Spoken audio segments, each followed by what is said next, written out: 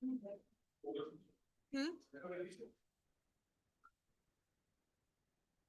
7 on public and then 1 on the hearing.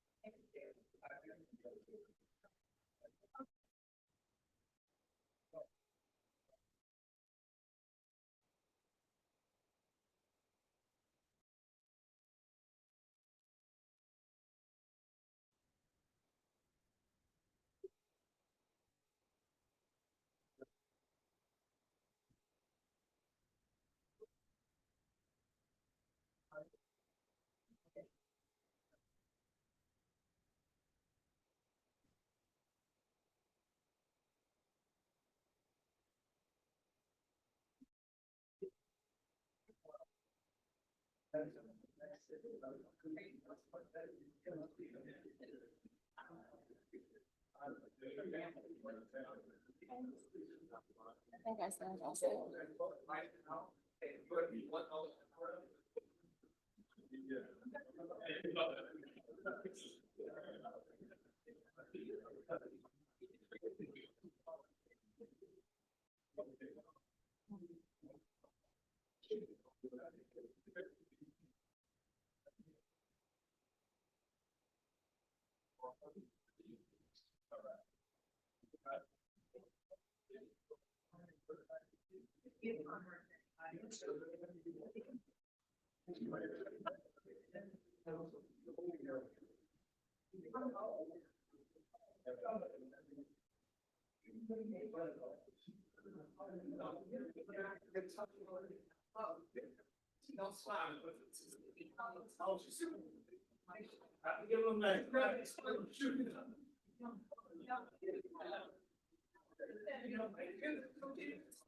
Yes.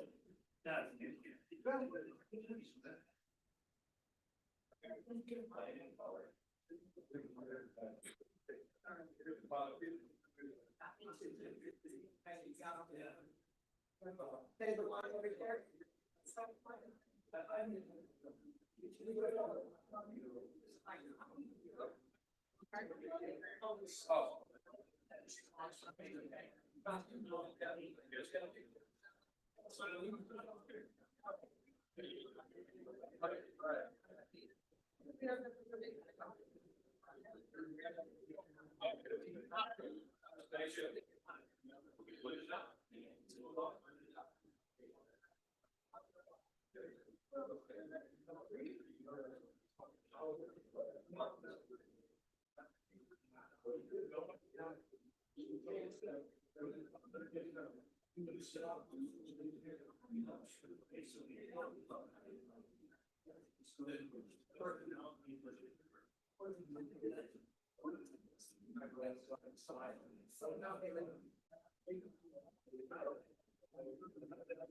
get the manager?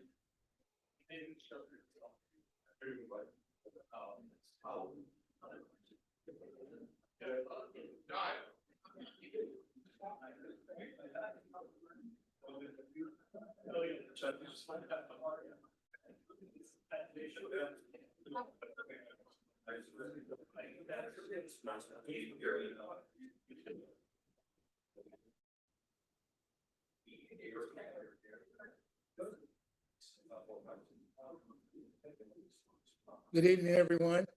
Thanks for coming out this evening to the meeting, to the Ferguson City Council meeting, May 26th, 2026. Meeting is now called to order. Everybody, please stand for a silent prayer and the Pledge of Allegiance.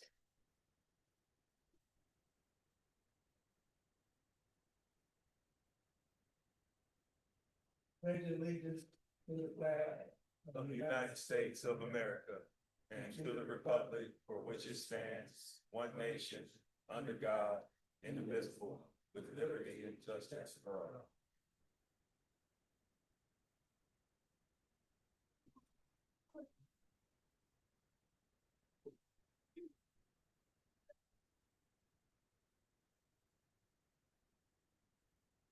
Clerk London, please call the roll. Councilwoman Noah, Here. Councilwoman Covington, Here. Councilman Castle, Here. Mayor Shropshire, Here. Councilman Franklin, Here. Councilman Palmer, Here. Councilman Williams. Here. We have a quorum present. Now we move to public comment. I want to remind everyone to please speak loud into the mic. State your address, your name and address for us this evening. And I'm asking you please to stay within your 3-minute time limit. Thank you. I appreciate it.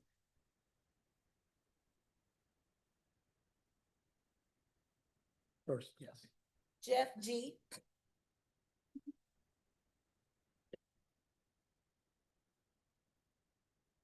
Good evening, council. My name's Jeff Bransalonia. I live at 337 South Delwood. About 3 years now, we were actually promised by the seated council at the time that we were going to be having striping done on Highmont, as well as striping done on Highmont and Forestwood. That has still not been done as of yet. I'm inquiring about how much we are going to wait for that. Thank you.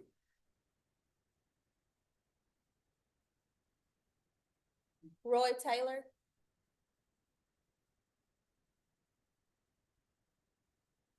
Good evening, everyone. Good evening. Roy Taylor, 278 Meadowcrest, 63135.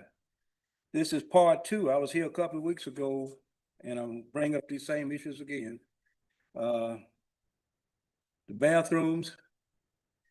Washington University had a practice over at the park back in February. They opened the park restrooms for Washington University and locked them back up when they leave. So I don't think the restrooms are that bad a shape if they can let them in there and use the restroom. And I see your maintenance people coming in, turn the key off, go in and use the bathroom and coming out. And I'm still having a problem with the lights at the park. He tells me you got to pay $35 to reserve for the light to turn on in the park. I've been around here for 25 years in Ferguson, never had to pay no fee for lights to be turned on at the park. So I need somebody to check into that issue. And let's see, the benches are sinking down in the ground. I spoke about that the last time. Senior citizens need help getting them off those benches because they suck so far down in the ground. So nothing has been issued about them. The exercise bars that were on the park, when you walk around, they're gone now. Why? Anybody know why?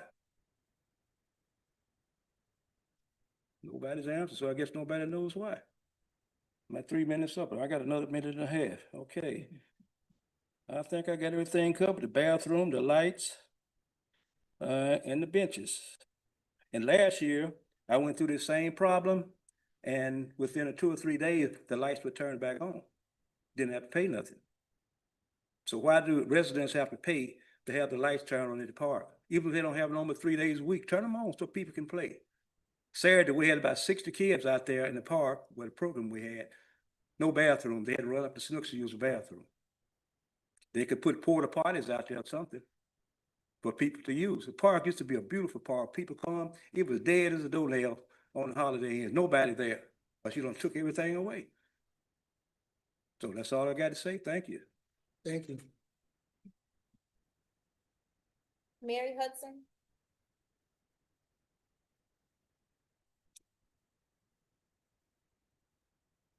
Okay, hello, everyone. Good evening. My name is Mary Owens Hudson, and my address is 130 Ryan Garden Drive, Hazelwood, 63031. And I'm here tonight to talk to you about the tennis.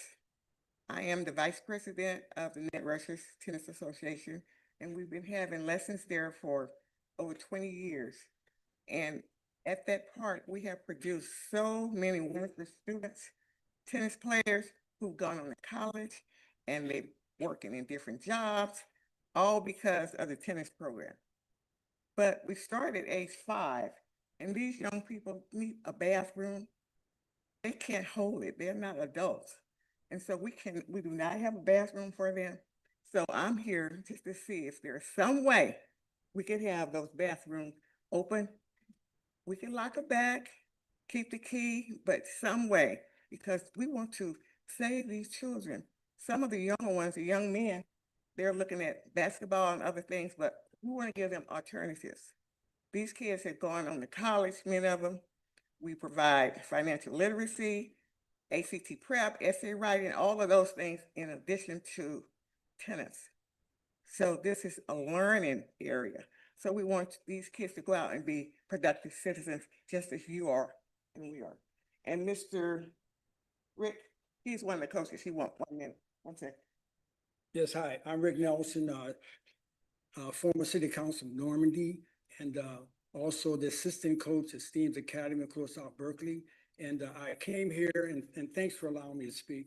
And I came here and I see one of my former players there, Luke Barkowski from Lindbergh High School. Had him several years ago, but we're teaching chess to the kids here. We got kids coming from all over, and we're doing chess along with the tennis. And it's just, so we just need to be able to have those restrooms available for them, and they're kids, you know, and I just want to just take this time to just thank Net Rushers. I've been with for 25 years, and thank you for very much for what you do, Norman. I know there's problems with residents coming in with situations out there with the bathrooms, with whatever you can do, please help us, because we have kids that need to use those restrooms. And quickly, if we could just get in the restrooms, plus our students, the kids, all of them are there because of the opportunities that we're providing for them. And so that's all. And these are your constituents. These are students and kids who are in the area. And then we have our high school kids practice there on Saturdays from McClure North, all the schools in the area here. So we just want to get those bathrooms available for them. Thank you very much. Okay, thank you. Louis Armin,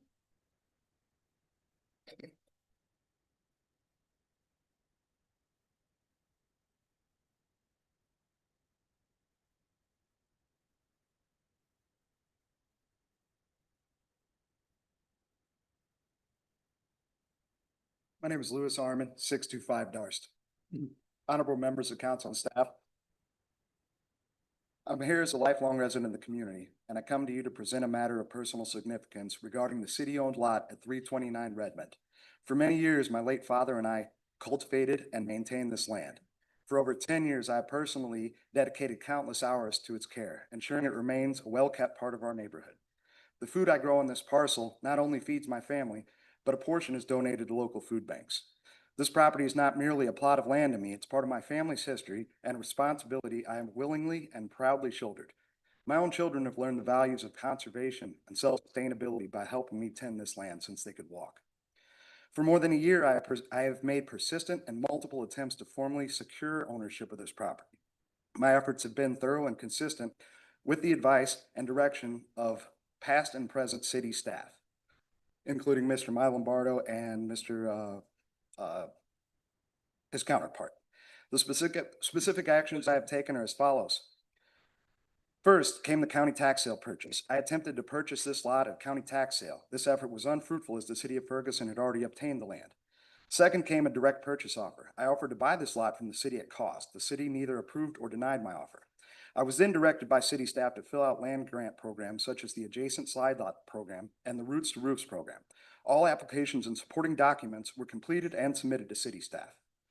Recently, I received notification that the property at 329 was inadvertently listed in the city's available properties, per Mr. Lombardo. As a result, the land is now slated to be used for part of a bike trail.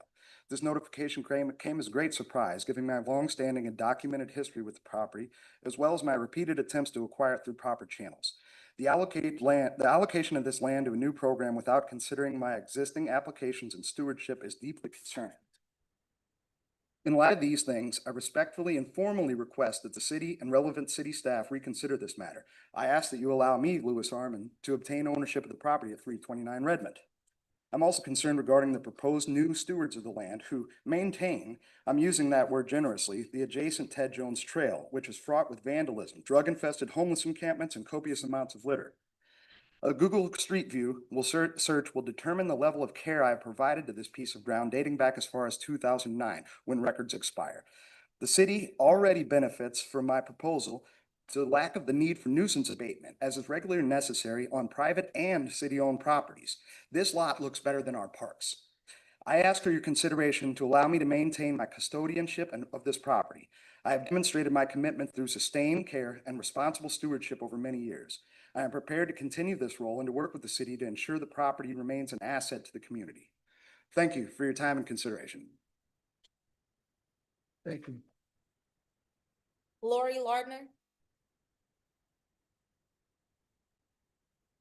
Hello, my name is Laurie Lardner, and I'm here representing my business tonight, which is at 6198 Bermuda Drive.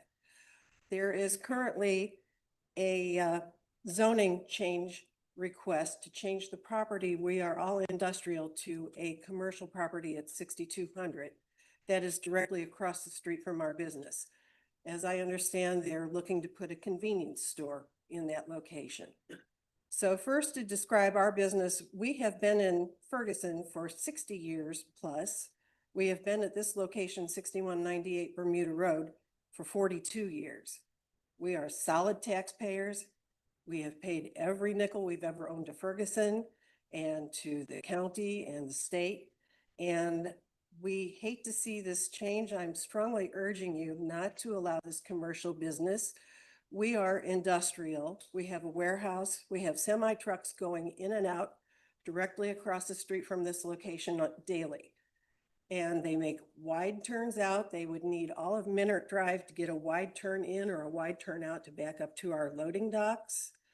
And the type of location that this is, I don't see that they could have enough parking to sustain the traffic they might have. They might park on Minert Industrial, then I'd be looking for people to move their cars so trucks could get in and out of our business. We ran into the situation when you had Red's Barbecue on Bermuda Road across the street from us, and we had a terrible traffic problem. Overflow would come over and park on our parking lot after hours. They did damage to our property, and it's something. One other issue is trash, trash, trash. If you go in and you buy a Big Gulp or whatever, drink it on our lot, we get to pick up the empty cups. I don't know if they'll adjudicate somebody to pick up all of the trash and clean the area. They didn't do it with Reds. And this is something that would be necessary if you would have a business like that. The other issue that we would have, they had talked about, the Planning Commission had talked about having ample parking. Again, there's not ample parking for the number of people that they would have coming and going. They said that it is a control zone, I guess meaning good traffic flow for a business of that type. But all of the GPSs now indicate you take Florissant or South Florissant or West Florissant. And the last thing I might mention is that a quick count today, there's 19 other Stop and Shop in the immediate area. If you go down Florissant Road, South Florissant, Chambers, and make a grid back on West Florissant up to Bermuda, there's 19 other locations you can get things like this. What was her name again, ma'am? Laurie Lardner. Yeah, I'm the vice president and part owner of R.L. Mueller National Distributing.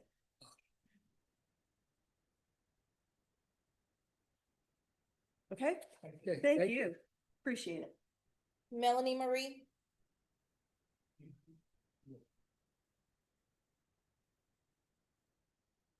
Good evening. Good evening, community and council. Melanie Marie, 415 Harrison Avenue, 3rd Ward, 12-year resident. I'll speak to this in case it rears its head again, and then I'll let it rest. But now that Bill 7339 has failed, I already know and have seen what is coming next. There's fear-mongering, there's posturing, there's the nobody will invest in Ferguson now narrative.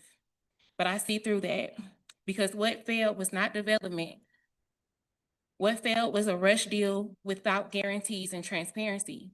And instead of spending more time debating over what the Emerson site could someday become, I want to focus on what the city could and should be doing right now. Because here's what a little research unveiled. The Emerson site is already listed by the Missouri Department of Natural Resources as an active brownfields voluntary cleanup site. That matters because brownfield designation is not just about contamination. It's also about opportunity. And some of the council members have known about this funding being available since at least 2022, based on a poorly written article in the Ferguson Observer. That said, Missouri has programs that can help cover environmental remediation, demolition, cleanup costs through brownfield incentives and tax credits tied to redevelopment. So instead of us acting like Ferguson just lost its only shot at investment, this council could be aggressively leveraging every state and regional resource available to clean and reposition this site for future developments right away. That is what leadership looks and feels like. Not panic, not retaliation because a bill failed, and definitely trying to punish the community because residents dared to ask questions. We've watched time and energy and resources flow into downtown Ferguson. So ask yourselves, when does the same urgency reach the 3rd Ward, West Florissant corridor? We don't want to continue watching investment happen around us while being told to settle for whatever gets dropped at our feet. The community has already proven we are engaged, we are informed, and we are organized. And now the city needs to prove it can do more than force us through bad deals. So this is my ask. Can you work with DNR or educate us if you haven't educated yourselves upon how this funding works and how this could create a real development opportunity for the city of Ferguson? Perhaps even a working group with residents at the table and a community-centered RFP for the Emerson site that actually reflects the future Ferguson residents want to see. Because Ferguson did not lose an opportunity when the bill died. We avoided a bad one. And for the first time in a long time, I have hope that we are moving in the right direction for all of Ferguson. So keep doing the right thing. Thank you. Thank you. Monty Williams,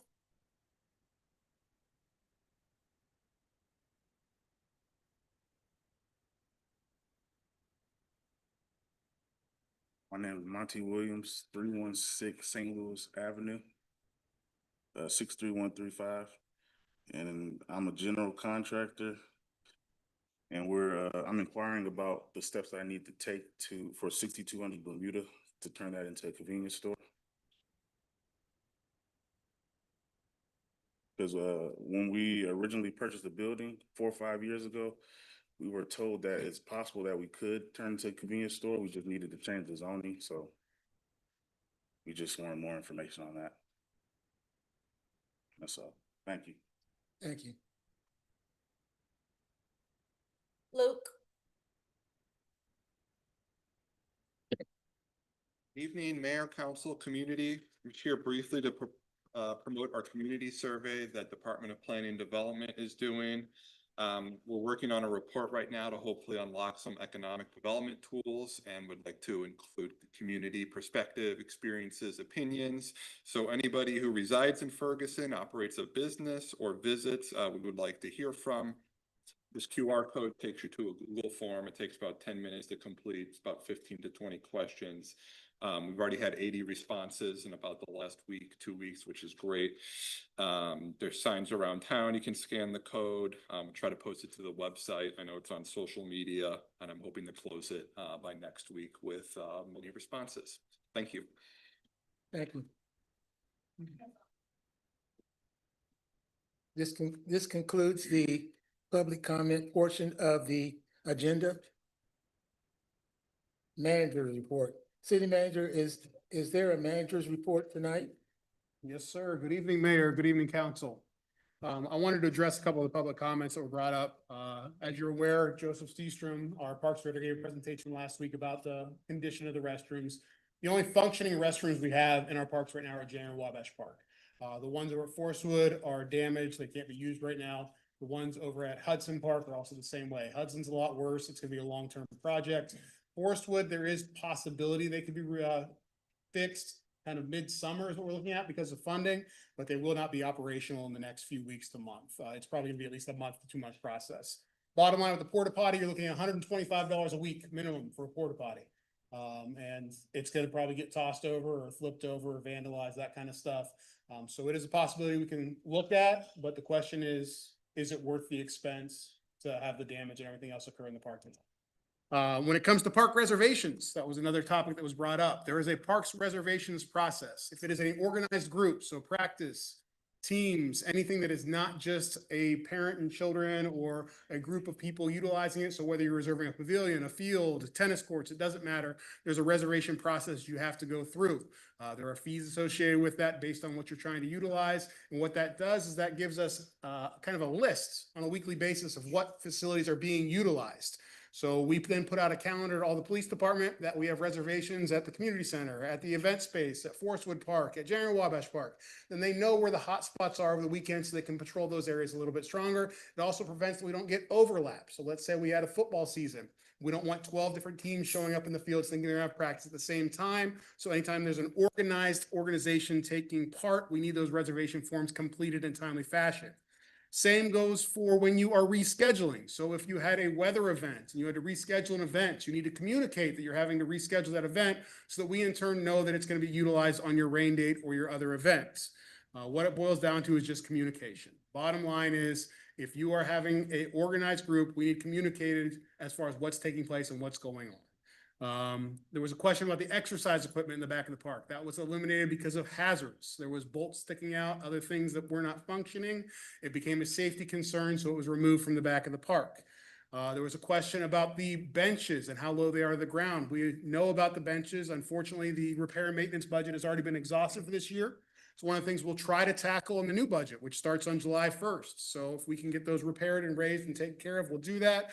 But as alluded to in the last presentation by Joseph, we have a 12-man team of Public Works that does maintenance for citywide. That includes streets, parks, grass, everything. And 9 times out of 10, all 12 of those workers are not at work every day of the week because they have vacations, sick days, families, other things. So typically on a normal good day, we are lucky to have 10 of those employees here to do all the work citywide when it comes to what's being taken. So those are the things I wanted to cover. I think that's it. If there's questions, I'm more than happy to answer them. Councilman Williams. I know our budget is tight. This time it's always tight. For the month of June, if the city can't do it, I would like to sponsor the porta potties and pay the $35 to have the lights on. So the lights are a whole different scenario. So depending on what lights we were speaking of, because I did not have clarity from the public comments, we're looking at lights on the tennis courts. Those go along with the reservation process. So if they fill out the form to reserve the courts, there is a question if they need lights or not, and the fee is assessed along with that. So if we had a form completed to utilize the lights, then that would be fine. I just need to know when that reservation is taking place. All I right. don't work in the Parks Department anymore, so I can't speak to if they have filled the form out or not. but that's something you could talk to Joseph directly about if they have. Yeah, I would like to do that. Tennis and chess are very close to my heart. Yep. And what they're doing, they're saving lives, keeping these kids off the street. So for the month of June, whatever fee for the porta potty and the lights, I would like to pay that. And for clarity, we've always had an agreement with Net Rushers in particular. If it's a free clinic for the kids that they're not charging for, it is free of charge during the day for them to utilize those courts. It's when we get into tournaments, that kind of thing, that we need other things to happen, so. Councilman Williams, Councilman Franklin. City manager, question, the bathrooms at Forestwood, how long have they been, in disrepair? I think since February, March. February, March, and, have we gotten estimates to how much it's gonna cost? We're looking at doing, as Joseph alluded to in his presentation, we're trying to get Public Works to do that in-house because it's just fixtures and plumbing. But I don't know for sure what those dollar amounts are. And do we have, I guess, the expertise to fix something like that in-house, as well as what you stated about, the workout equipment being removed because of bolts? Correct. So the workout equipment was ripped out completely because it's so rusted and terrible. When it comes to plumbing, it depends on how severe Okay. the work is. So I've asked this in the past, and maybe, you could follow up on it. One of the things I think I would like to see presented to the council and to the community is like either a monthly or quarterly report of what our staff is doing across departments. Because I know people are listening to you speak, and it sounds like, okay, we're doing so much, we can't do everything. But then a lot of people say, hey, this has been a problem in my neighborhood for a year, 2 years, 5 years. So if we saw like a monthly report, and maybe if the department heads presented quarterly, kind of similar to what Chief Doyle does, then we'd have a better idea of where our resources are going, how many repairs we're doing across the city, how many streets are being striped, paved, how many potholes. I think all of those things are important to get buy-in from the council as well as the community. And if you could do that moving forward, just kind of let us know what we're spending our money and resources and time on day to day. I would appreciate it, and I think our constituent would appreciate it as well. I believe you were on the email, but about 30 days ago, I sent an email to council saying that I was asking that from department heads moving forward on a monthly basis. And I was asking for them to provide what they were currently working on, as well as what projects they had coming up in the next 30 days. So it'd be a bi-monthly report, both of what they've completed and what their next tasks were going to be to take care of by departments. They just started doing that this month. My goal is to start giving those to you guys monthly so you can share them as needed. And can you also, like I said, those department heads, some kind of schedule where they present here? Our goal has always been to have So that- department heads in here quarterly. Okay. And I know they can't all do it at the same time, but I guess each month could be a quarterly report for some department, and then I think people would know, okay. Because right now, it's just kind of like, I'm just outside looking in, because I don't function day to day. But it's like, it seems like we should have been able to repair the exercise equipment, fix the benches, fix the bathrooms by February. But again, I'm outside looking in. Exercise equipment was stalled in the early 90s and it was So, way beyond repair. but yeah, I appreciate your efforts and I look forward to those reports. Thank you. Councilwoman Noah. Thank you, Mayor. Thank you, City Manager Musgrave, and thank you to the resident and the net rushers who came out to speak. Because I did follow up and ask about the restrooms last week, and I hear you, City Manager. So whatever we can do to push that along, and as Councilman Franklin was saying, with the productivity with the restrooms, can our city staff handle it? I mean, they already have a lot on their plate, and the more we give them to do, the more other issues get pushed back, because we have to have a restroom for the tennis players to use, or anyone, not just the tennis players, but when the kids who live in that area go to the park and play. We really do. We can't just not have a restroom. If Councilman Williams is going to pay for the porta potty, you said it's $125 a week for the porta potty? It's 125 to be delivered plus clean out fees on top of that. I was just giving you the rough estimate. Now, Yes. does that include a hand washing station? Oh, ma'am. Okay, that doesn't include a hand washing station. Okay, so another follow-up question. When it comes to the lights on the basketball court and the track, now those lights are on, they come on automatically? So they're separate. The trail lights there could be an electrical issue there that I'm not aware of, but the trail lights are separate from the basketball court lights. The basketball court lights and the tennis court lights are in conjunction. There's a switch that toggles between. And then all 5 fields have separate lighting systems as well. So I guess I just need to understand, what's the difference in those lights operating? And that's in what I'm the- saying. the When I speak tennis to court? lights, when I was just speaking a minute ago, I was speaking of tennis court lights only. And those would only come on in the event of a reservation. If we're Okay. speaking of trail lights, if we Okay. can identify where those are not functioning, we can have Public Works analyze those and see if there's a wiring issue or whatever. But the trail lights should be dusted on like normal because they're all in solar timers. Okay, all right.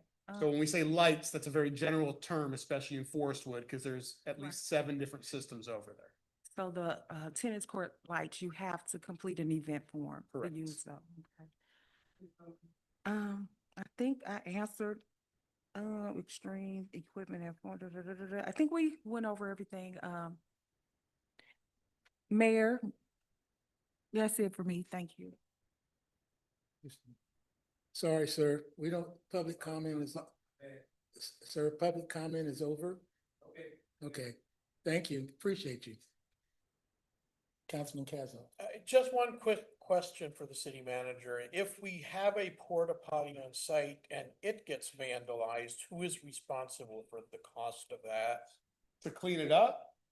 Well, as well as the damage to the unit itself. Say somebody just comes in and they're going out cow tipping. And they push that over sideways, and in the process, well, 1, they're making a mess wherever that is, and 2, potentially damage to the unit. So it's a combination. So the damage to our facility, so the area where it was tipped over or whatever, our guys have to clean up. The porta potty itself, that's responsible to the company we rent it from. Thank you. Councilman Franklin? So it sounds like we have a group that utilizes the tennis court Saturdays. If you could get with them before they leave this evening to see what that schedule looks like for the summer, and maybe we can, absorb the cost for those porta potties for that day only for their usage. If they would complete a reservation form, which I'm not saying they have or haven't, then that would go straight to the Parks Director and he could negotiate that as part of the agreement. Well, if we could make sure that they get the contact information for the Parks Directors, just so that we can get this resolved, because this is about our kids, you know what I'm saying? So a porta potty on a Saturday for the rest of the summer, it's not gonna break the city and it's gonna benefit our community. So, everybody's not good with filing paperwork, so let's help them if we can, since they're here tonight. I mean, no, it's not worth it. Yes, sir. I would like to say one thing about the porta potties. I've worked around porta potties all my life. And one thing I do know, on a weekend at nighttime, even on a gated construction site, they still go in and turn them over. And that is a very hazardous waste, sitting there maybe for the whole weekend.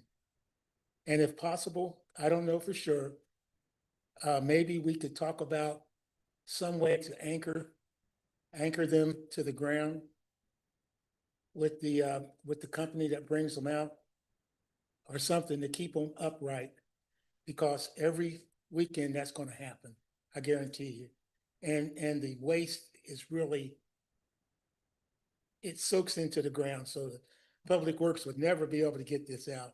So if the porta potty company has some way to put some anchors on the side and stake them to the ground if possible, or maybe we might be able to look into that or something. I don't want to put any more burden on us, but we don't want them to keep getting turned over and the waste soaking into the ground. That's just something I wanted to toss out there. Thank you, Dave. Thank you, Council. We move on to special presentations. We have a special presentation from the Human Rights Commission for the 2026 Advocate of the Year Award. Councilman Noah and Mrs. Randazzo, can you please come up?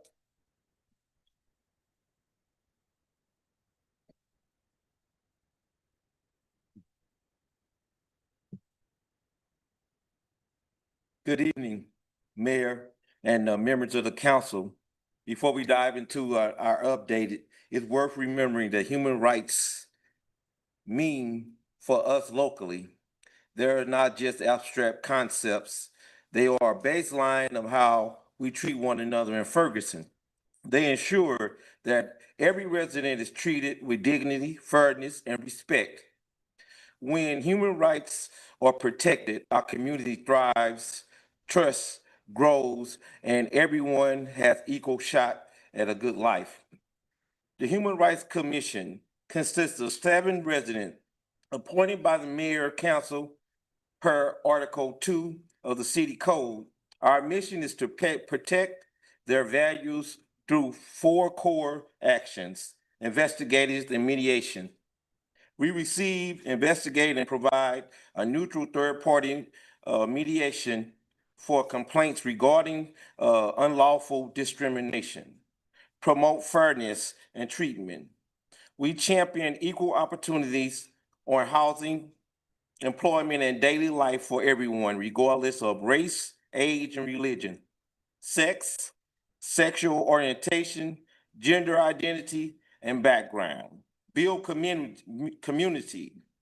We partner with local organizations and host targeted workshops to improve human relations, celebrate diversity, and proactively ease community tension. Advise leadership.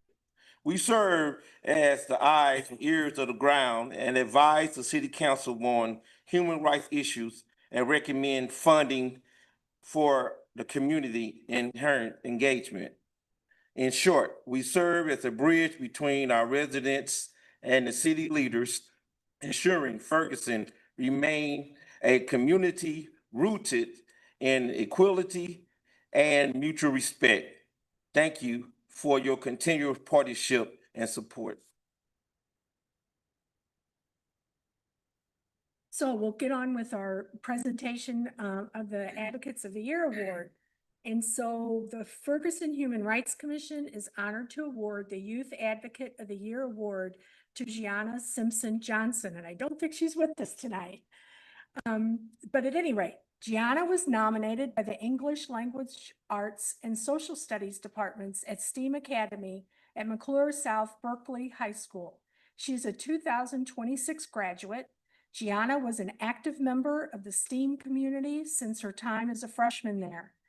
Gianna treated all students and faculty members with the humanity and dignity they deserve, along with helping to build programs at STEAM with the Performing Arts Department. She worked on a fashion show for the Black History Month program, focusing on Black dandyism, which was the Met Gala theme for 2024, in addition to her work with the Black Student Association. Gianna exemplifies the core values of the HRC and will continue to do so in her post-secondary education at St. Louis Community College, Forest Park, and I believe she will be studying mortuary science. So we congratulate Gianna Simpson Johnson. We'll make sure she gets her award since she couldn't be with us tonight. So let's give her a hand, even if she's not here. Thank you for listening. Okay.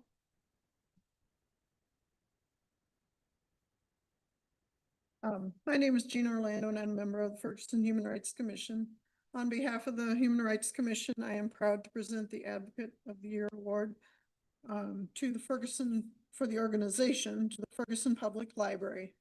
The library fulfills an important function in the Ferguson community by making available both written and digital resources and providing a place for meetings and other public forums. They provide these resources for the interest, information, and enlightenment of all people of the community, regardless of race, color, religion, national origin, ancestry, sex, gender identity, sexual orientation, disability, and age. They provide materials and information presenting all points of view on current and historical issues, which is so important in our current political environment. They make exhibit spaces and meeting rooms available to the public on an equitable basis, regardless of the beliefs or affiliations of individuals or groups requesting their use. A few of the current programs are Black Author Book Club, Readings on Race Book Club, Fiber Arts Social Club, Conversations and Coffee, Stories and Songs for Little Ones, Dolly Parton Imagination Library Program, providing Wi-Fi hotspots for checkout, and homebound services on a long-term or short-term basis. We're proud of the work that the Ferguson Public Library does in our community, and I am pleased to present this award to Amy Randazzo, who is here representing the library. Congratulations, Sam. Oh, with a whole bunch of the staff. Okay.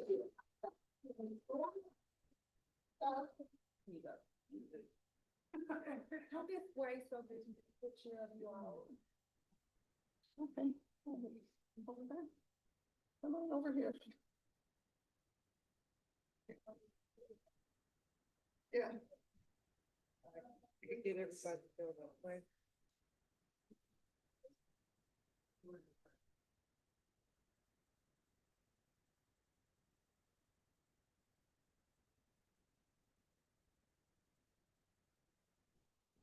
Councilwoman Nolan.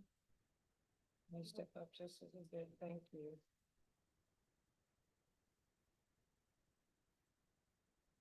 Got everybody? Thank you.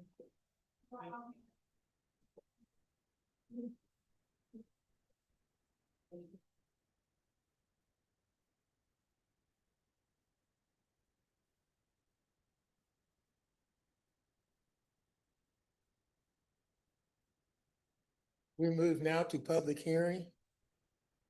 We have the planning and zoning 2624 rezoning of 6200 Bermuda Drive. City Manager, can you provide information for this hearing? Yeah, this is the rezoning proposal. This is the public hearing. So basically, we're just going to divert to Clerk London and see if anybody signed up to speak at the public hearing.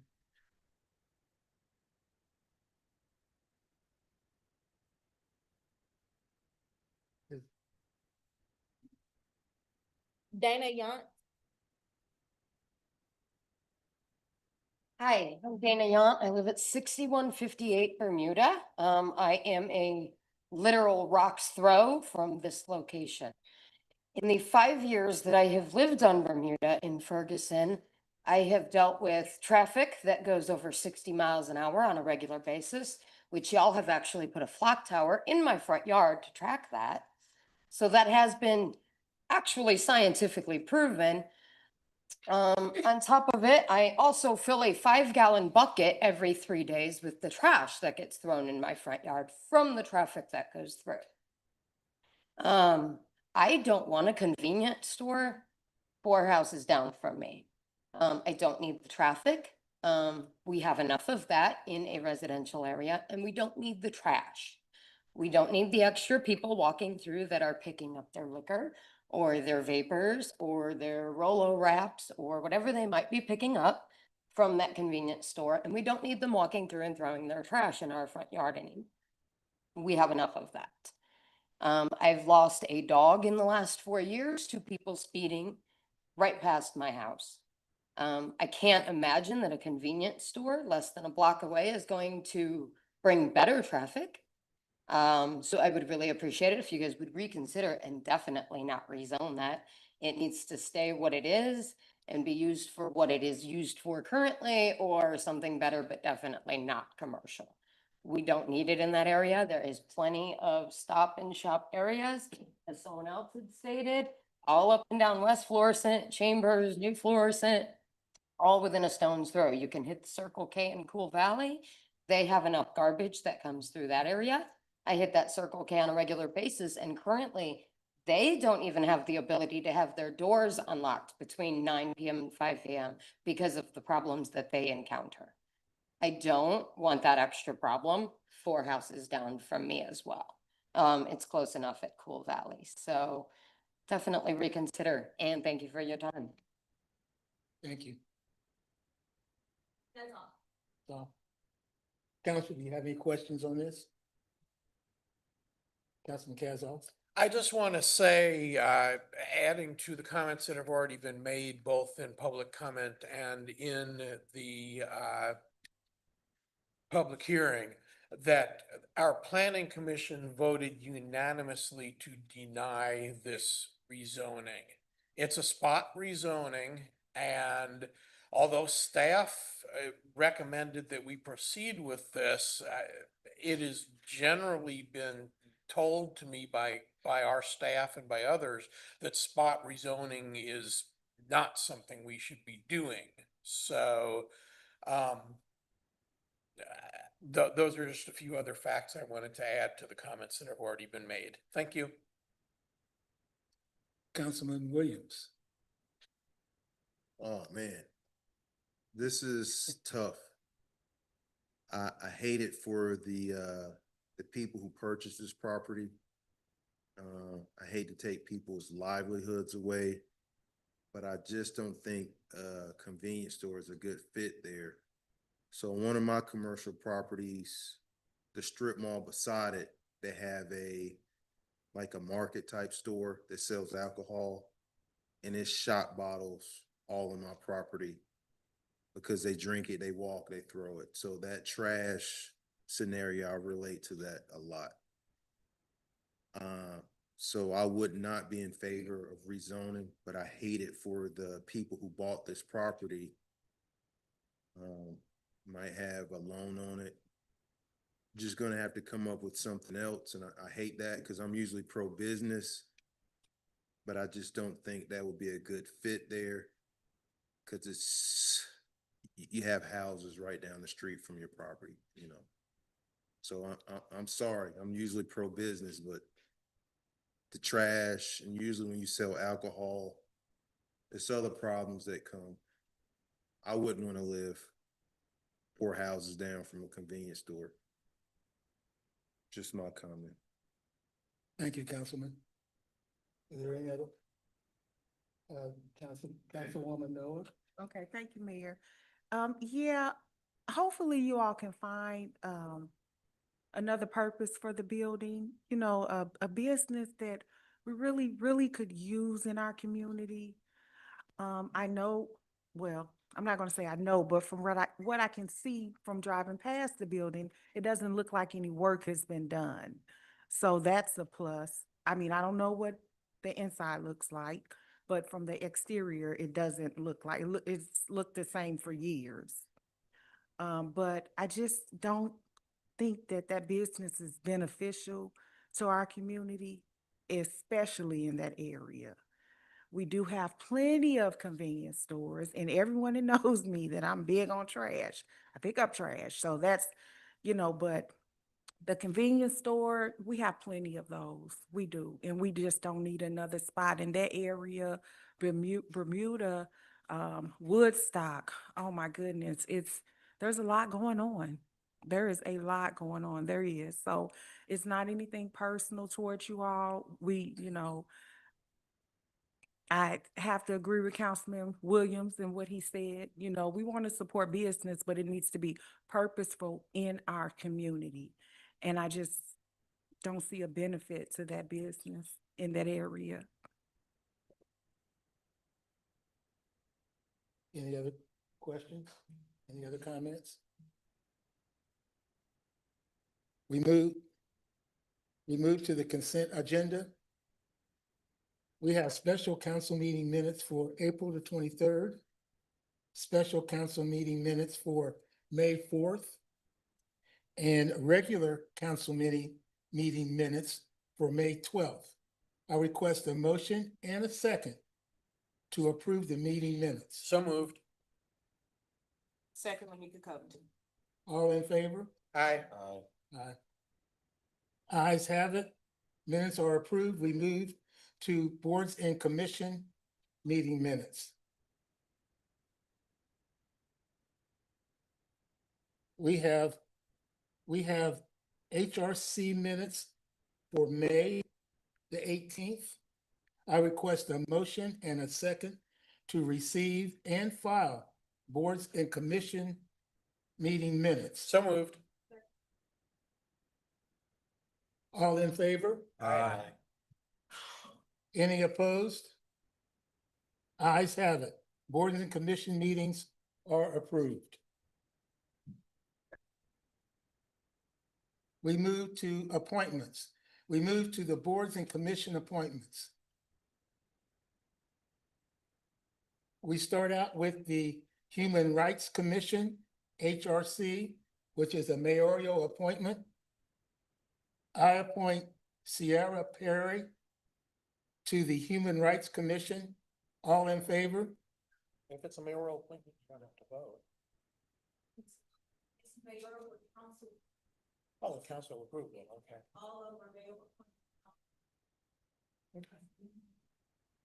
Okay, Yeah. all in favor? Aye. Aye. Any opposed? Ayes have it. Future Foundation.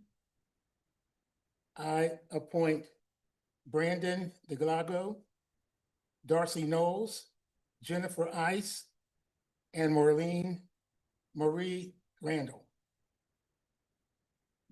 Melanie. Sorry, Melanie. I appoint Brandon, are there any, oh, shoot. Wait, are there any, all in favor? Aye. Any opposed? Ayes have it. The next one is the Senior Citizens Commission, which is another mayoral appointment. I appoint Ella Jones to the Senior Commission. All in favor? Aye. Any opposed? Ayes have it.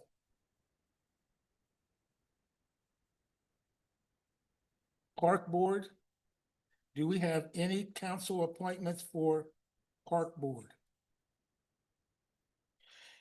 I'll nominate Janice Briscoe and Dwayne James for Park Board.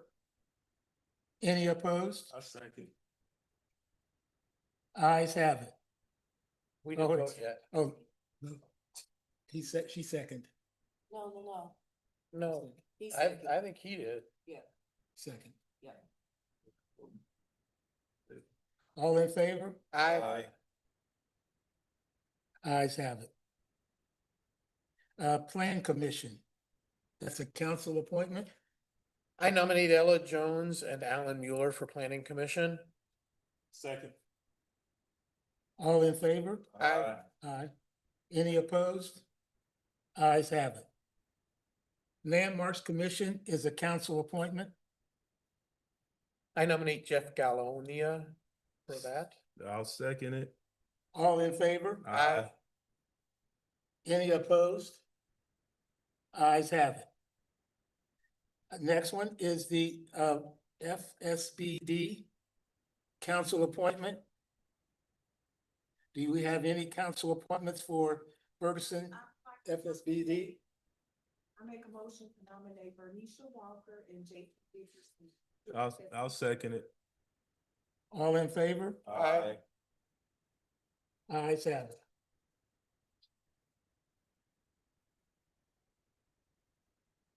Requests or none, proclamations? I have two proclamations tonight. One proclamation I have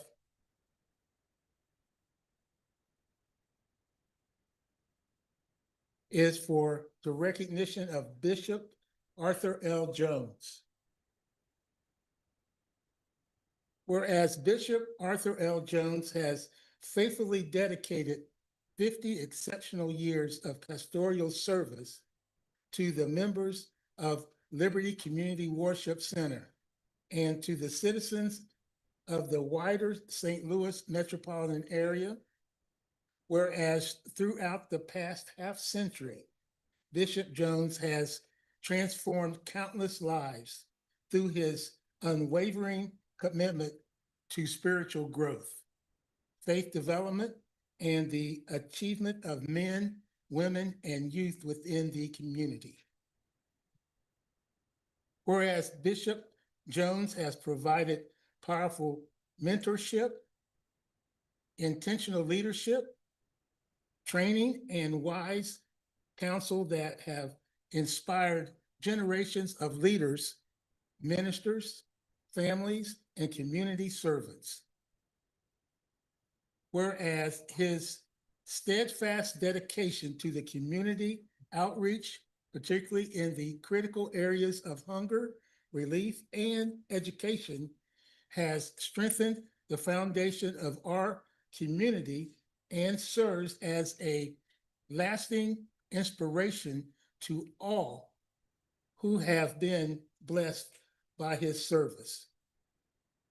Now, therefore, I, Adrian Shropshire, Mayor of the City of Ferguson, along with the City Council and citizens of Ferguson, do hereby honor and celebrate Bishop Arthur L. Jones for his 50 years of distinguished pastoral service. Faithful elder, statesman, and extraordinary contributions to the spiritual and social betterment of Ferguson and St. Louis metropolitan area.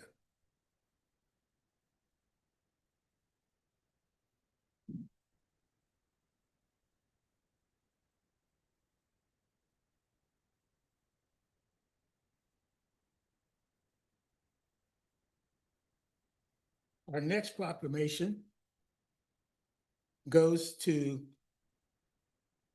well, let me do it like this. Honoring the community leader and first generation college graduate, Craig Anthony T. Moore. Whereas Craig Anthony T. Moore, a native of Ferguson, Missouri, has achieved the distinction of becoming a first generation college graduate while simultaneously demonstrating an unwavering commitment to leadership, mentorship, entrepreneurship, and community service throughout his collegiate journey at Washington University in St. Louis. Whereas while earning his Bachelor of Science in Business Administration with a concentration in entrepreneurship and a minor in African American studies, as a member of the Washington University class of 2026, Mr. Moore has remained deeply committed to increasing access and opportunity for underserved youth, working alongside the Washington University administration's team and Association of Black Students to help establish the Washington U Reach Tour experience, which has since become an annual event focused on raising awareness about Washington University among native St. Louis schools and high school students, whereas while balancing the responsibilities of life, Craig Anthony T. Moore also contributed to economic and community development efforts within Ferguson by consulting local businesses through Washington University projects, including work with Pop Hooray,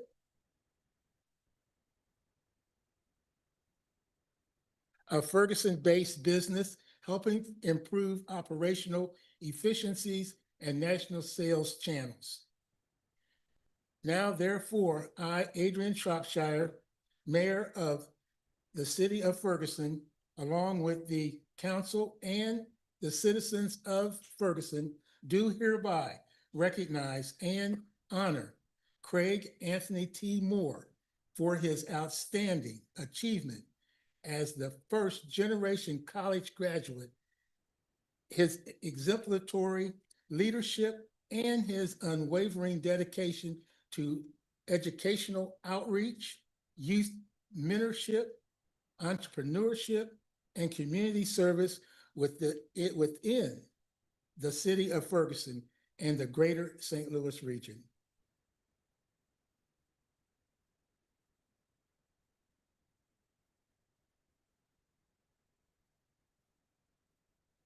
You can receive, are you here, Craig?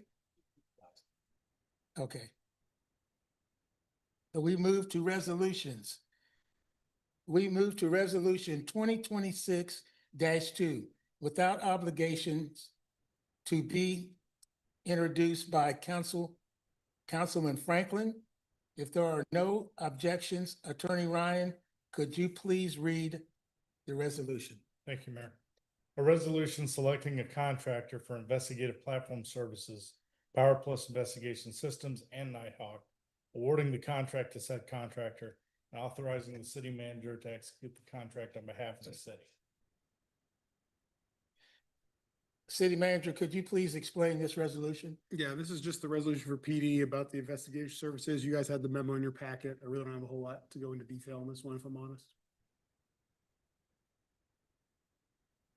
I request a motion and a second to approve. So moved. Second. City Clerk, please call the roll. Aye. Aye. Aye. Aye. Aye. Aye. Resolution 2026 passes. We move to Resolution 2026-16 without obligation to be. It's not on my agenda. Okay.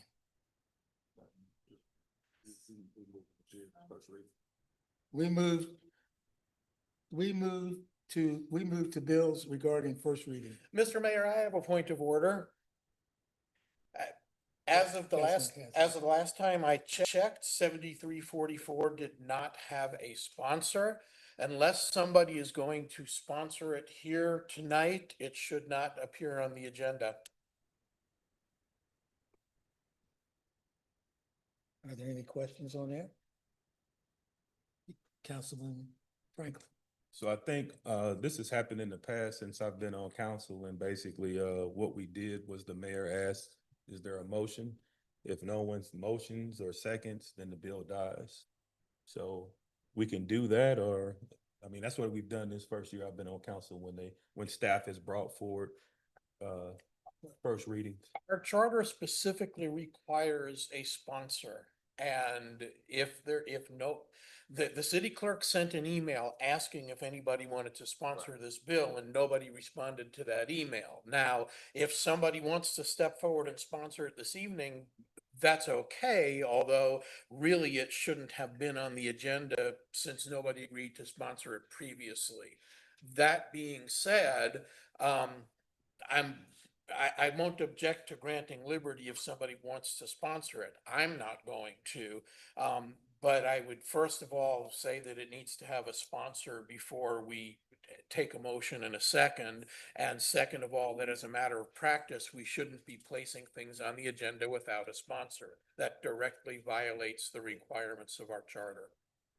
Yes. Is there anyone that wants to sponsor? If no one wants to sponsor, then it dies. So that's ignorant. Yes. But as a matter of procedure, if we. If they want to sponsor, I think it on the day of a holiday, the bill they have to post. So I don't even know if people even saw it, because no one sponsored. So I'm giving you all an opportunity to do it during the meeting, so on holiday, I think that out. Normally people are not working on holiday. We can discuss this offline. Okay. Let me ask this then. Is there anyone who would like to sponsor Bill 7344? Bill dies on the floor.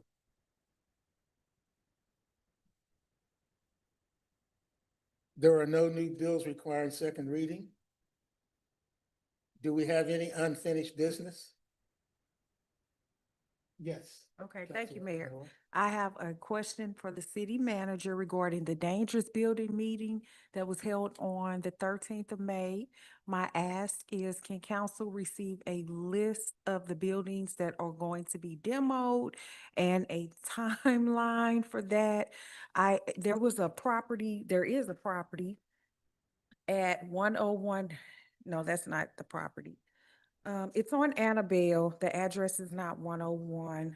I'll have to find it, but it's that blue house with the white.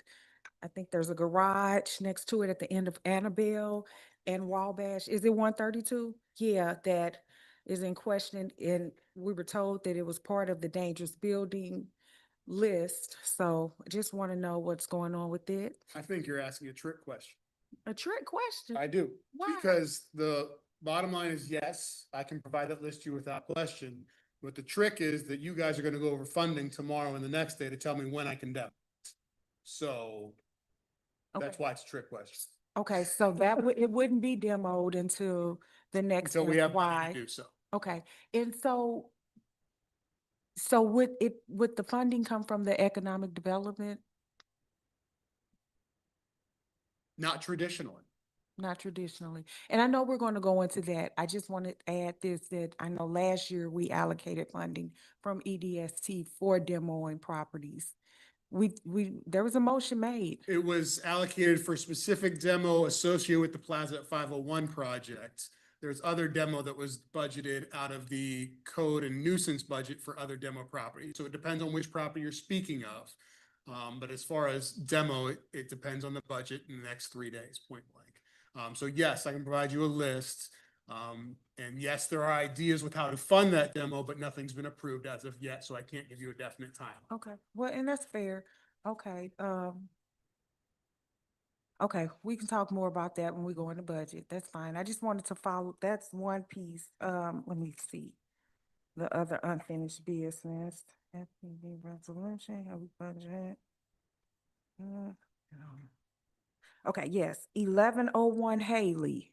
Is there any update on that property? At the last council meeting, a resident reported the property. It's been reported through OpenGov, through the report of concern tool. It's the corner property on Haley and Woodstock that it's vacant, and it just really is an eyesore, and it's in really bad condition. The grass is as tall as me. The gutter is as tall as I am, excuse me. The gutter is hanging off the property. There's dumping in the back of the property. It's the corner house right there on Haley. That one doesn't ring a bell, but I can look into it. And lastly, the lot at 101 Annabelle. During the last storm in April, the trees were uprooted and they ended up in the street. And I know that the city came and removed the trees from out of the street. And, you know, you explained that that's the best that we could do, which is fine. But again, it's been reported, and just asking how we working with the owner, because I know I've reported that lot so many times in the past. And eventually I knew that this was going to happen because it's just so bad, but just trying to find out where we are with that. That's another one that is just. Again, those are all private property. I mean, truth be told, the best the city can do is get it through the court system, follow the process. But as far as our fine structure goes, like, you're looking at a $200 fine, and that's how we'll move on. So there's not a whole lot of results because it's private property. No, and I do understand the city's position. It's just that I just want to I really want to have energy when it comes to working on these problems, because if we're kind of like, well, you know, and again, it's not about addressing fines, but the follow-up with the owner, you know, as much as we can do, because if not, what does it say to the residents? Look at our neighborhoods. It's like, okay, well, that's all we can do. So, oh, well, they can't, you know, it's about, so that's my ask, you know, that we just do the best that we can do, because if we don't, it's, what do we tell the residents who live on the street? What if I lived on that street? It's like, well. I don't disagree with you. I just pulled up Haley in our OpenGov records. There's 3 different liens that city's assessed on it. There's 3 violations within the last 4 months. Like, the city is doing work on these. There's just only so much we can do on private property is the bottom line. And I know that, city manager. I appreciate you. I just, you know, I have to follow up as well. Oh, yeah. So, thank you. And you know this as well. My email is wide open and my phone is as well. If residents want to call and ask questions, more than happy to talk them through, explain the process. I try to be as accessible to both council and the residents as I can. So by all means, if they have questions, concerns, please call. I will try to call back. Councilman Cazo. City manager, we've talked about this offline because I get inquiries from residents, but I'm sure there's others who also would like to know the situation at 45 North Maple. Yeah, they were in the dangerous building hearing as well. We gave a 60-day extension to have permits and everything pulled correctly. If it doesn't, we're moving on to the next phase, which will be demo, and that's what'll happen after the 60-day period. They're not cutting their grass. They've got a nuisance finding on it Correct. right now. I get more contacts from residents about this address than every other address in the city combined. We won't go deep into the weeds as far as what all is wrong with the property, but you can drive by and see there is plenty wrong with it. So we'll leave it at that. And I see that he's pulled a permit, but the permit is for very minimal things. Correct. And does that permit meet the requirements that you set in the dangerous buildings? No, we just, in the dangerous building hearing, we were very clear that we see substantial progress to the structure in the next 60 days. The staircase that was put in is not straight or level. There are outstanding concerns with the electric service that's running to that property. There's a bunch of laundry list of things that need accomplished. So in order to comply with the dangerous buildings hearing, they will need to pull additional permits and make additional progress. That is 100% correct. Okay, thank you. That's all. Mr. Councilman Williams? During that storm, I had a big tree branch fall in my yard. That's personal property. I shouldn't ask the city to remove that. That branch to get removed was over $800, which is a lot of money. But I want to remind citizens, we do have a program called FNIP that has a tree program. So for the citizens that have trees in their private property, they might want to try the FNIP program, tree program, to get those trees removed because it can get very costly. That's it. Thank you. Councilman Palmer? I did want to mention that 132 Annabelle has been a problem property for quite some time. It's probably burned up over a decade ago. But at the hearing, a person did show up who purchased that property at tax sale last year, and they did have some proven experience in rehabilitating property. And they actually committed to cleaning the property up on the outside. With what they're comfortable doing, they don't technically own it yet, but they will probably in August or September, assuming no one pays the taxes.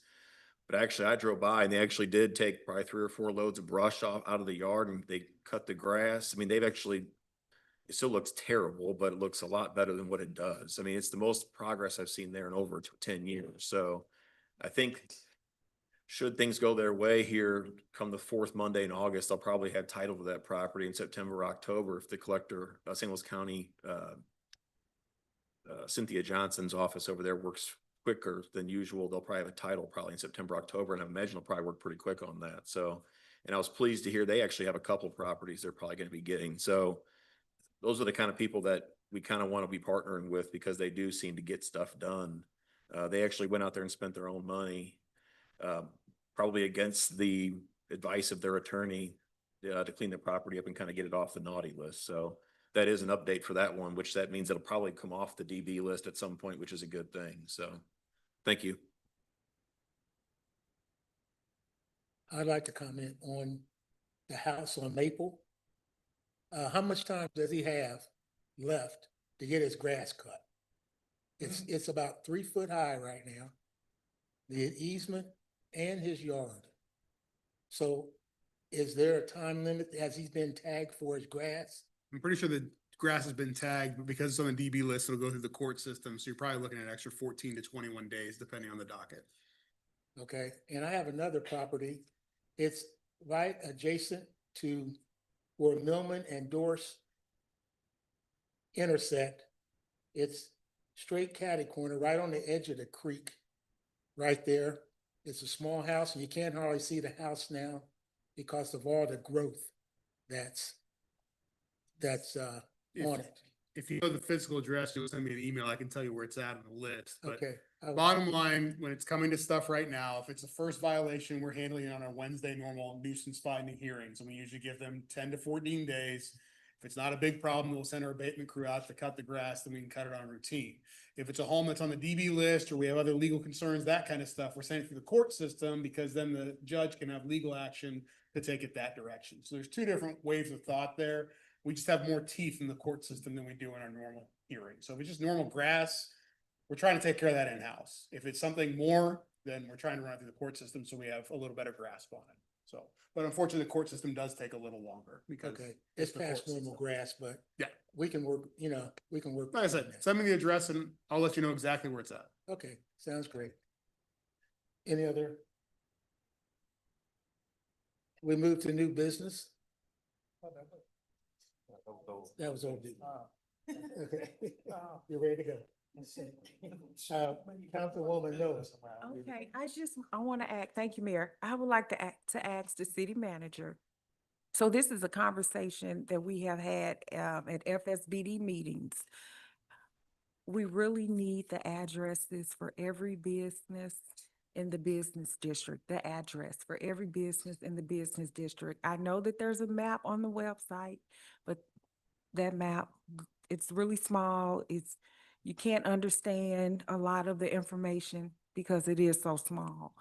So is it possible, since we're going to be going into a new FYI, that we can get that information by the end of the year, Possibly. possibly? I truthfully don't know. So we're working with some new software with the mapping and everything else. Like point blank, if I want to invest 2 hours of my own time, yes, I can get you an address list, but I have a lot of other things that are taking place right now. So let me check with staff and see what I can get generated and I'll let you know. Please do, because I guess what I find, and I know everything takes time, and we have been asking for a while. I've been the council liaison for FSBD since 2024, April of 2024. So there's been time from when we first asked, but businesses are renewing their business license. So it just seems like it shouldn't be that hard But to the gather that kicker is the way information. the system, because business license renewal is for the entire city. It's not dedicated just to the FSBD corridor. There's no good way to split out FSBD because it's not even just one district. You have DT 1, 2, 3, 4, 5, 6, and other ones that are part of FSBD that aren't even part of that. So there's not a good way to split that out in the software. It's not. Okay. So So there's it's no just gonna splitting take or delineating that information within the software. if that someone makes doing the sense. work, like Yeah. you said. Somebody has to actually do physical legwork and go through address by address. Okay, well, we would appreciate that. And then it's good for the city. I mean, that's something that we should distinguish, Well, and I'm not speaking to past, present, whatever. I am positive at some point that list existed. I'm sure. It just probably was not handed down from generation to generation, but we know how that works. So let me do a little digging. Let me talk to some staff and we'll see if we can figure it out. Thank you, So that's City why I said Manager. possible. Thank you.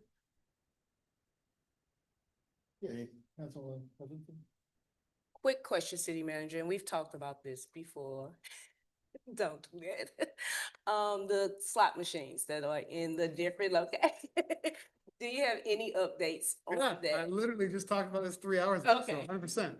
I talked to our code enforcement guys, and we are gonna take the legal that was drafted by legal, put that in a form-based letter tomorrow, and we're gonna get code and PD to go hand in hand at each of the location and have that posted. So I'm hoping it'll be done by the end of the week. Okay, so that works, so even with the people that got the liquor license, cause that goes hand in hand, correct? Correct. Okay, all right. So thank you. basically, anybody that has those in operation, I want our guys going, I just don't want code going by themselves. I want code and police to go at the same time. That's why it's official and they're gonna give them a letter. So yes. Okay, thank you. Do they have to remove? Do they have to follow up? Just a minute, point of order. Councilman, I just want to mention the address in question for the property Mayor Shropshire was describing is 606 Darst. It's actually already on the cut list. We text them aside, so. And also I was just gonna check. Some liquor license renewals didn't make it onto this agenda. They are going to have a lapse in their license if it doesn't get before June, right? So I believe it's end of June, but don't quote me on that. Okay. I thought they expired. They at might the have end of some June. time Yeah, still. I believe that all liquor licenses have to be renewed in June, so they only have till the end of June to be renewed. That's the information I'm operating on, Okay. so I think you still have 2 meetings. Say run with People in the compliance. fiscal year. Correct, Okay, thank you. yeah. Councilman Williams? I want to talk about the thing that took up 2 months of my life that I can't get back. And it was the elephant in the room for weeks. So the Emerson campus, I was definitely a yes for it because I knew the financial impact it would bring. And I know after we did that vote, they were considering giving it to a nonprofit. Do you have any information on that? Are we going back to the drawing board or is it a hard no? So from my perspective, it is and always has been a private real estate deal between the people selling the property. What the city was proposing was tax abatement. I have not been contacted by the legal team of Copeland or SSL or Jim Onder with any new information. So as far as I know, nothing has transpired. I've only had communication with Copeland because they have some monitoring wells that need easement access along their property. So that's the only communication I've honestly had with them in the past couple of weeks, because our Public Works Department has to approve those. But we haven't talked about any potential developments or changes to that agreement. So the short answer is no.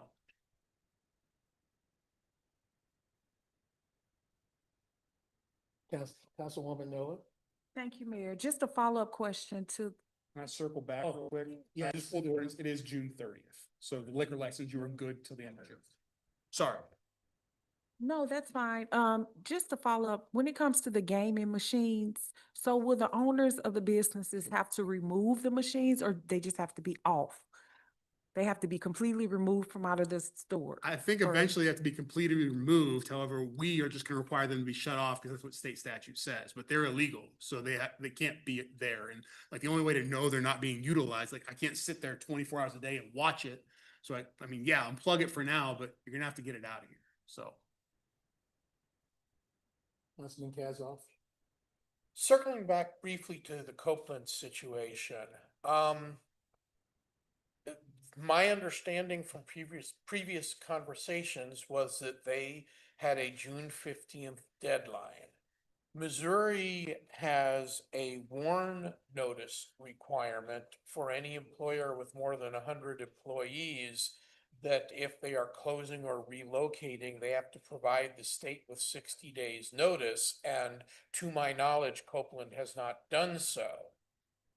Again, have we heard anything about that? No, you're 100% correct. Everything you just said, we have not received notification of anything. So we're in a holding pattern, waiting for information. Like I said, I haven't heard anything. Thank you. Never mind. We move on to miscellaneous. Councilwoman Noah? Thank you, Mayor. For clarity, I just want to say that, when it comes to the, regarding PZ 2624, it's not about trash. I know that I've kind of made an emphasis on that, but it is about supporting purposeful and responsible businesses. And the reason why I didn't make the motion or second, because I really don't believe that a convenience store would be purposeful in their location. And I appreciate you all coming out to speak. Although I could have sponsored the bill and voted it down and, I could have sponsored and made a motion. That doesn't mean it would have gotten a second, but we could have went that route.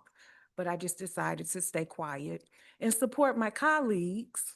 I want to ask Councilman Williams, you said that you would sponsor the porta potty in Forest Wood Park for the month of June. Will you also sponsor a hand washing station as well? You got hand sanitizer for that, but I do want to sponsor the light, can't play tennis in the dark, For the month of June? but they have to fill out the application first. Okay, and that sounds great. And, I'm just sponsoring. Well, I'm, Oh, look, you have to do- Mayor, he has a comment about that. Yes. Just so everybody knows, I gave both parties my card along with the Parks Director's email and Okay. information. So like the ball is literally in their court. So. No, and thank you for that, city manager. Let me see, there is an event in Forest Wood Park this coming Saturday. And so that's another question. So when now, like the people who are having the event in the park on Saturday, I'm assuming that they're paying to use the park. They Or filled out a without- special without event, a restroom for they them? filled out a special event application, there's gonna be porta potties present, like that was all taken care of because they Okay. went through the right steps. That's what I was trying to get at. Okay. Well, that's what, you know, we have to have these conversations. So they're gonna have one porta potty on Saturday? Do you know if they're gonna have a hand washing station? Okay. Okay, yeah, everyone, that event is at Forest Wood Park, from, I believe, 10 a.m. to 2 p.m. It's a free event. It's for the family. It's a health and wellness fair. So hopefully everyone will come out. And then next Tuesday is the Forest Wood meeting at 900 Highmont at Hornet, Emmaus Bible Chapel. And lastly, I again want to thank staff as we go into this next budget season. You know, we appreciate you all, but we have a lot of work to do. And I heard the residents' concern about the striping on Highmont and Forest Wood. I also have questions about striping and about potholes as well. But I appreciate you all, and everyone be well and safe. Councilwoman Covington, See you guys tomorrow at 6. Councilman Casal. Yeah, I want to invite and encourage people to come to the budget sessions tomorrow and Thursday at 6 o'clock. When we were considering the Copeland campus proposal, a lot of that conversation centered on budget, tax abatement, city revenue, that sort of thing. And there's an impact there, and that impact, tomorrow night is where the rubber's going to hit the road. And I've got some adjectives I'd use for tomorrow night, but I'm gonna keep them to myself. But however you felt about the Copeland proposal, if you care about the direction of our city government and the ability of our city government to serve our residents, I strongly encourage you to come tomorrow night. Listen carefully because it's a night full of endless details. It's mind blurring even to those of us who have done it a few times. You can go to the city website right now, I believe, and you can see the complete draft budget proposal that was prepared by staff. And you can see what has changed from last year to this year. And you can see what sort of decisions we're going to need to make. I'm told that the goal is to cut the general fund budget by $2 million. That's not just going to be a heavy lift, that's going to be a Herculean lift. We cut, I forget exactly, but a few $100,000 last year, I think. And it was very difficult. I had to sit here and ask Chief Doyle, which conferences and training can you tolerate not going to that you've been to in the past? And I hate to do that. But come tomorrow night, if you have time to look at the draft budget, please do so. Come tomorrow night, listen to what happens, and then email your council representatives tomorrow after the hearing or the following morning, because there's going to be a lot of decisions made, and I'm sure there's going to be a lot of opinions, and this is the most important council meetings of the year. This is the council meetings where the fiscal priorities and direction of our city government are going to be set. And so this is the time to be alert and to make your voice heard if you're able. Thank you. Councilman Franklin. Let me start off by thanking the city for the roll-off containers you had set up for storm debris. I also had a 50-foot tree fall, and some of the bigger parts of that tree ended up in those roll-offs. So I appreciate that effort to help citizens recover from the storm. Also, I wanted to reiterate, Eighth Dimension Wellness Center, they're actually hosting the event this Saturday at Forest Wood from 11 to 2. So after these budget sessions, I'm sure we'll all need a little bit of wellness in our life to recover. And then lastly, I just wanted to touch on the budget and Copeland. You know, a lot of, as a councilman, I found out about the Copeland project in March of this year. And I also found out through citizens that we had a budget crisis, you know, so a lot of those detail and I was also heard that we had to do this deal in order to save jobs here. And so it kind of baffled me because this council was not made aware of any budgetary issues up until we were negotiating with Copeland, or formally until budget season actually just started.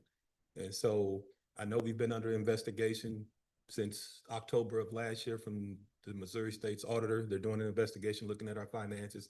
From what I'm told, that's still ongoing. We don't have any findings or results, but again, in my opinion, when you got that kind of monkey on your back, I don't know if you should be doing any type of business as a city until you get your affairs in office. And I just want to reiterate that our budget, whatever issues we currently have, they didn't happen because we didn't approve a development or a tax abatement. This is something that's been going on for years of mismanagement at the city before some of us were on council.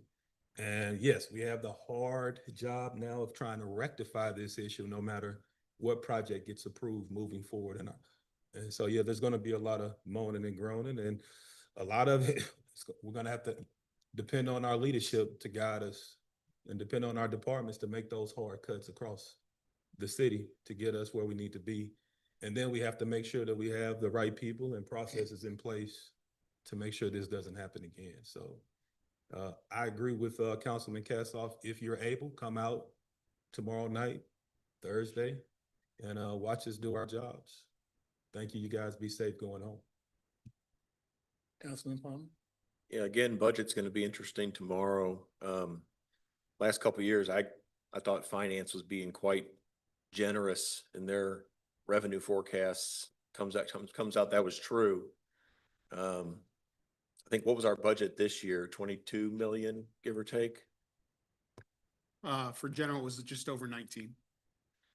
Then if you add in like the parks and stuff, it's like 22, 23. Yep. And then we're trying to hit like 18 this next year. Is that right? 19? I'm trying to cut a minimum of 1.5 to 2 just out of the revenue. So yeah, pretty close. It's like a 20% off of this. If we can get cut 10% across general, we'll be sitting better than we are right now. So, But that's just to get the black. Right. And most of our budget, like I've said before, is, I think it's a combination of, there was some overspending. There wasn't a lot of oversight for the finance department over the years. And then also they were extremely generous in their forecast as far as the marijuana sales tax and then the increase in sales taxes. Last year I said, this seems like 8% or 9%. I said, this seems higher. I don't see this happening. So, like I said, there's not a whole lot of the budget that's discretionary. So, and there are special revenue funds. So some people just say, well, just do this, just do that. The thing is certain monies can only be used for economic development or for sewer lateral or for parks. You can't just commingle those funds to shore up the other issues within the city. So, general fund is where the bulk of it comes from, and most of that's personnel. So, and our city is mostly public safety. So, it will definitely be interesting to see how we navigate a balanced budget, because we do have I think our charter requires us to pass a balanced budget. So,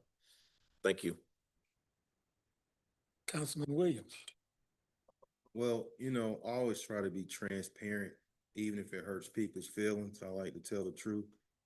Coming out tomorrow will be a waste of your time. I don't even want to be there.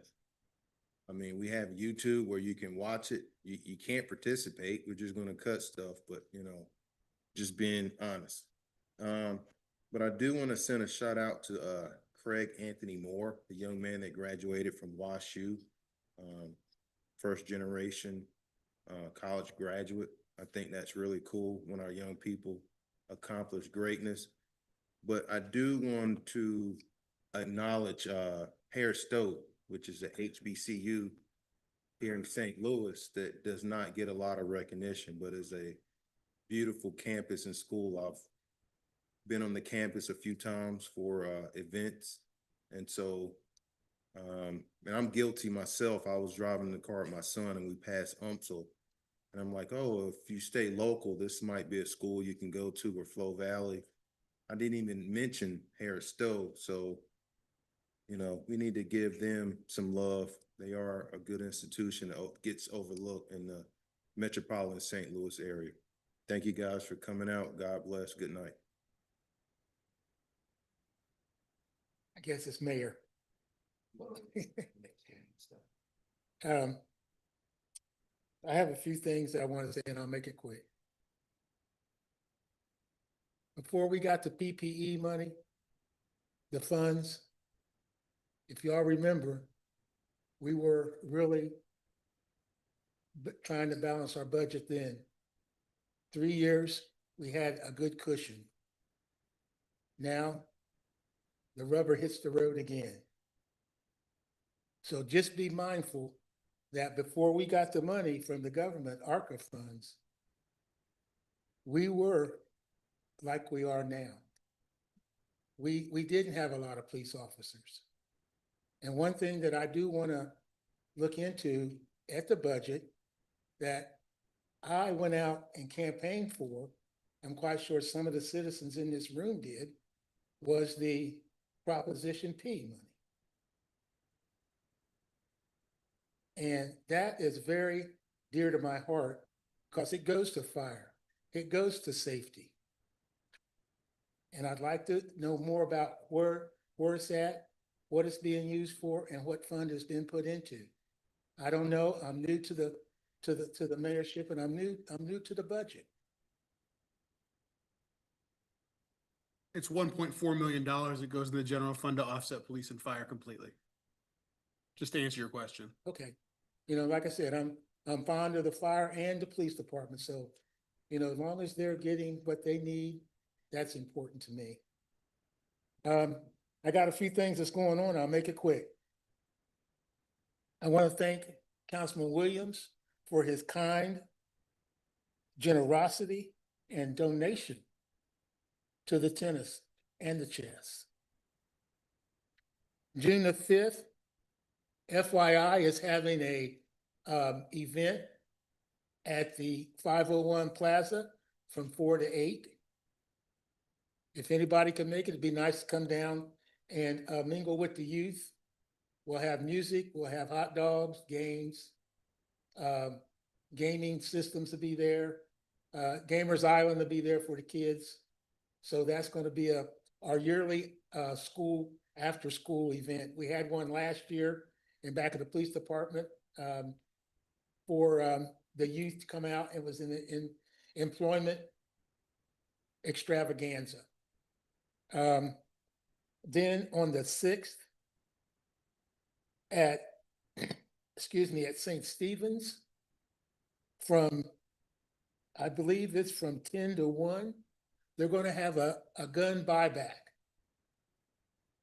So that would be great. We'll have an officer there for a short time because I thought it'd be good to have an officer there to check the guns, just not let the citizens bring them in. It's good to have a professional there checking the guns, and that'll be all citizens that have any guns that they would like to turn in would be great.